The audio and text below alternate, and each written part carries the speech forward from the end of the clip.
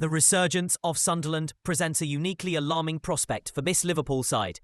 It's not merely that they are a promoted team riding a wave of confidence, though they are certainly that, having battled back impressively against the likes of Arsenal and Bournemouth. The profound concern stems from a fundamental stylistic collision. Sunderland's aggressive, direct approach, their potency from set pieces with figures like Dan Ballard, and their relentless contesting of second balls represent a perfect storm of attributes that have consistently troubled Liverpool this season. This isn't just a tough game, it's a schematic puzzle that has confounded them for months, making Wednesday's encounter the ultimate litmus test for any potential progress. Even as Liverpool were in peak form, a visit from a Sunderland team sitting comfortably in the upper half of the table on merit would be a significant challenge. But given Liverpool's well-documented frailties, the matchup shifts from difficult to deeply worrisome. What Sunderland excel at aligns almost perfectly and disastrously from a Merseyside perspective with Liverpool's most glaring vulnerabilities. The question hanging over Anfield is simple yet daunting. Has a genuine corner been turned after the West Ham victory? Or was that a fleeting reprieve? This game will reveal whether the coaching staff has engineered a solution for repelling direct play, organising set-piece defence and dominating the physical duels that follow. They face a side brimming with belief, one that will arrive at Anfield unburdened by fear. For Sunderland, a loss is an expected outcome against the champions. It's a free hit that allows them to express themselves without the pressure that latches onto Liverpool. Consequently, this is more than just another fixture for the manager. The West Ham result was a necessary and welcome stabilisation, but it must now be proven as a foundation, not an isolated event. He requires a consecutive performance to validate that the long-standing, systemic issues plaguing the campaign are being addressed. The way he approaches this tactical problem and the ability of his players to execute transforms this midweek match into a fascinating examination of the team's resilience and strategic adaptability.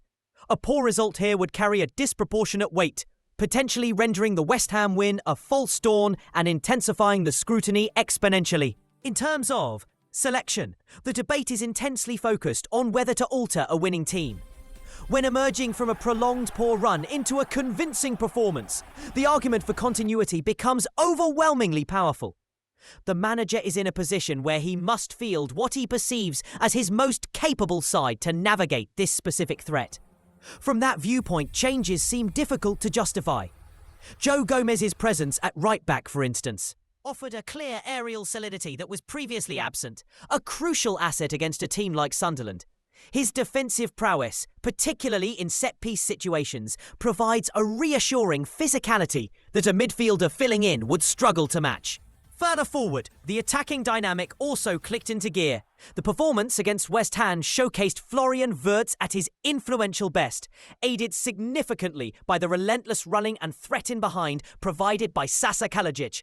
That vertical threat creates the space Wirtz thrives in between the lines. Introducing Mohamed Salah back into this system, while tempting, would disrupt a functioning unit. It is a formidable dilemma. While the manager may have his reasons for reintegrating the star forward, perhaps identifying a specific Sunderland weakness, the case for maintaining an unchanged lineup is compelling based on the evidence of the last outing. The performance was sufficiently convincing to earn the right to go again. The injury landscape further complicates any desire for rotation. While the returns of key figures are positive, the fullback department remains critically thin. All indications suggest a natural right-back will not be available until the new year at the earliest. The manager has known for some time that he must navigate this period without that specialist option, relying on Gomez and requiring careful management of his minutes to avoid injury. This reality adds another layer to the selection logic for the Sunderland game. Securing another positive result would provide a cushion of confidence, making future rotation decisions from a position of relative strength rather than persistent crisis. It subtly reinforces the argument for fielding the strongest possible 11 now. Beyond immediate team news, broader narratives linger. The potential departure of assistant manager Giovanni van Bronckhorst, linked with the Indonesia national team role, has surfaced as speculative noise. As it stands, the situation appears preliminary, with no formal approach or advanced negotiations demanding a decision from the club or the individual. It remains a situation to monitor rather than a developing story. This ties into a wider, often flawed, tendency to attribute disproportionate influence to assistant coaches. The narrative cycle is familiar. They are hailed as tactical masterminds in success and become scapegoats during downturns. History offers ample caution. The perception of John Achterberg as a goalkeeping coach transformed entirely with the acquisition of a world-class goalkeeper. Pepin Lijnders was once hailed as the indispensable brain, then later blamed for systemic failures, only for his ideas to later contribute to historic success. The truth is, the specific impact of an assistant is largely opaque to outsiders. Liverpool's current challenges are multifaceted and cannot be simplistically attributed to the absence of one backroom figure, just as their previous struggles cannot be pinned on those who remained. In the transfer sphere, the name of Jean-Claire Todibo has emerged with credible reporting. The French defender profiles as an archetypal modern centre-back, young, athletic, commanding in the air, and performing at a high level. He is understood to be on a list of monitored players, though a January move is considered unlikely, with several top clubs also tracking his progress. More pressing is the manager's own public emphasis on defensive numbers. His repeated mentions of having only 5 senior defenders since the injury to Ibrahima Konate feels pointed.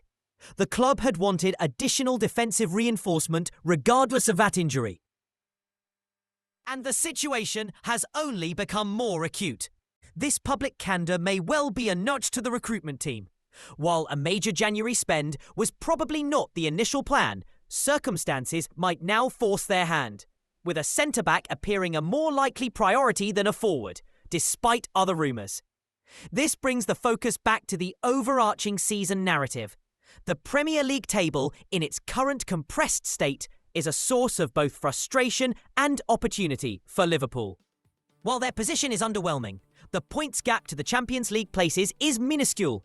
The league is characterised by the flaws of nearly every contender, meaning a consistent run of form can dramatically alter the landscape. 3 or 4 consecutive victories could propel them right back into the heart of the top 4 race. The persistent issue has been an inability to string those results together. Therefore, December becomes a pivotal month. Not just for points, but for performance and momentum. If the West Ham victory is to be a true building block, not a solitary peak, it must be followed by a resolute display against a team designed to exploit their weaknesses. Demonstrating an ability to win this specific type of football match would be the clearest signal yet that the season's ambitions remain fully intact. The clash with Sunderland is therefore a microcosm of Liverpool's entire campaign. A test of their ability to conquer their own demons against an opponent perfectly equipped to highlight them.